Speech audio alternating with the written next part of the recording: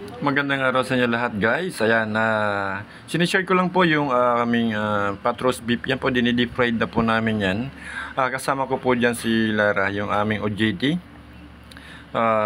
Mas masarap talaga ka-partner talaga yung ganitong klaseng OJT na marunong na talaga din siya magluto. May experience na rin siya magluto. So, pinapakita namin dyan yung aming mga gulay na pinagprituhan po ng roast beef, ng beef. Yan po namin susote yung mga gulay na yan. Yan po ay may carrots, tapos yung ating celery, tapos may onions din po yan. Sasama natin yan sa paggawa ng ating gravy. So, dyan po natin i-marinate yung ating, papalambutin yung ating yan.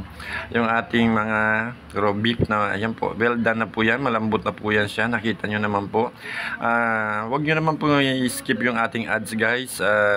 Kung nagustuhan nyo naman po yung video na to, pakishare naman po, like and subscribe naman po guys. Ano naman po. Thank you at paki-comment na lang po yung mga willing ng mga recipe. Thank you.